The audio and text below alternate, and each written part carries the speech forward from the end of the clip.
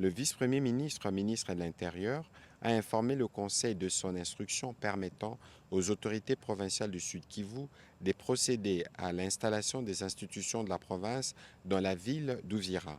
Il a également évoqué ses échanges avec le secrétaire général de la SENCO suite aux conséquences à tirer du communiqué concernant la stigmatisation de Swahiliphone. Dans les mêmes ordres d'idées, il a rencontré le secrétaire permanent du PPRD avec qui il a échangé notamment autour des actions clandestines que mènerait leur parti.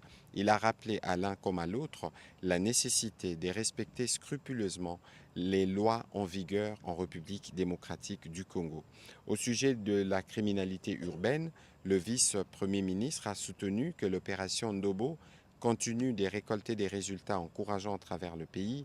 À Kinshasa, cette opération qui s'est poursuivie la semaine dernière où les bouclages ont permis d'appréhender 205 suspects dans les nuits du 28 février au 1er mars 2025 et 507 autres suspects dans celle du 3 et 4 mars 2025.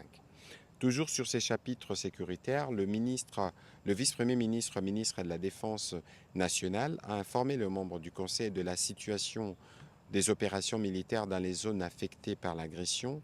Sur le front nord, il a indiqué que les forces armées de la République démocratique du Congo maintiennent leur position face aux multiples tentatives des agresseurs rwandais visant à occuper Lubero-Centre, Butembo-Beni. Sur les fronts sud, malgré les renforts reçus en hommes et en matériel, la coalition RDF M23 n'a pas réussi à avancer et à conquérir de nouvelles positions face aux forces armées de la République démocratique du Congo qui sont déterminées à les contenir dans les territoires de Walikale notamment. Cependant, ces criminels RDF M23 poursuivent leurs actes de violence et des tueries des populations civiles et des présumés militaires. C'est le cas de l'assassinat organisé des blessés militaires et autres civils admis dans les hôpitaux Il-Africa et CBC à Goma. Dans les Sud Kivu, les FARDC maintiennent leur position dans le territoire d'Uvira. En Ituri, les forces armées de la République démocratique du Congo ont récupéré Nyamamba et les 3 autres villages occupés dans les territoires de Djougou par le groupe armé Zahir. Dans l'espace Grand Katanga, l'opération Usalama contre les Bakata Katanga s'est poursuivie sans relâche avec les renforcements des dispositifs des contrôles pour contrer les infiltrations ennemies.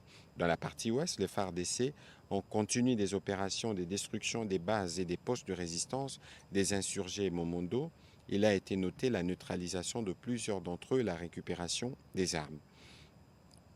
Au sujet de la situation épidémiologique, avant de présenter la situation épidémiologique en RD Congo, le ministre de la Santé publique s'est apaisanti sur la situation sanitaire des provinces qui sont victimes de l'agression rwandaise. Au Nord Kivu, du 1er au 2 mars 2025, la division provinciale de la santé a signalé l'enlèvement des malades, des blessés des guerres assimilés aux militaires FARDC et leurs gardes malades par les criminels RDF M23 dans 2 établissements de soins, à savoir l'hôpital Il-Africa, où 15 personnes ont été enlevées, les centres hospitaliers Bethesda Ndosho, 116 personnes, dont 46 blessés et 70 gardes malades, ont été enlevés pour une destination inconnue. À ce jour, aucune information n'est donnée concernant la destination de ces malades et de leurs accompagnants, ni les motifs de leur enlèvement. Du 26 février au 3 mars, 28 nouvelles admissions des blessés avec plaies balistiques ont été enregistrées dans les formations sanitaires de Goma, ramenant le cumul à 5 515 blessés et un nouveau décès intra-hospitaliers étant enregistrés, portant le total des décès intra-hospitaliers à 1573. Au cours de cette semaine, 137 cas suspects des Mpox, dont 33 cas confirmés, ont été enregistrés du début de l'année 2025 jusqu'à la 8e semaine épidémiologique. Les cumuls est de 6 545 cas suspects, dont 1583 cas confirmés et 5 décès. Au Sud Kivu, du 28 février au 3 mars, 13 nouvelles admissions des blessés avec plaies balistiques ont été enregistrées, dont 2 graves à l'hôpital provincial de Bukavu et 10 blessés à l'hôpital de Cagnola, portant le cumul à 1143 blessés et aucun nouveau décès intra-hospitalier n'a été enregistré. Concernant le Mpox, la tendance à la 8e semaine épidémiologique dans les Sud Kivu, comparée à la semaine précédente, a été marquée par une augmentation de cas suspects, passant de 1463 à 1918. De 2024 jusqu'à la 8e semaine 2025, les cumuls est de 81 494 497 cas suspects, dont 15 465 cas confirmés et 1593 décès, soit une létalité de 1,95%.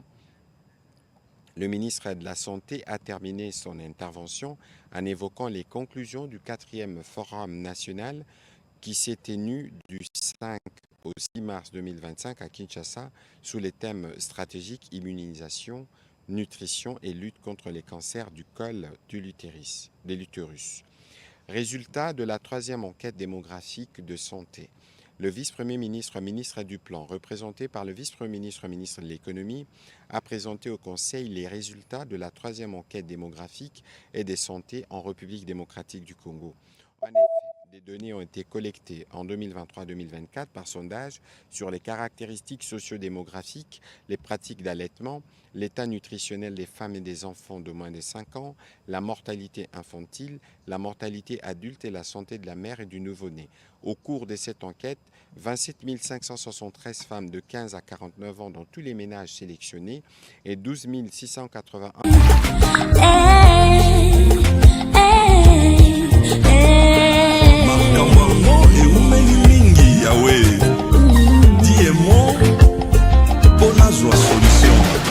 Cette histoire a duré très longtemps. Je demande ton intervention divine. Eh Yahweh, eh Yahweh, eh Yahweh, eh Yahweh. Dis un mot, dis un mot, dis un mot. Oh Manabikwe. Jusqu'à quand lèveras-tu? Protège mon âme contre les ambiches, ma vie contre les lionceaux. Jésus, je laisse ma vie entre tes mains. Ma vie.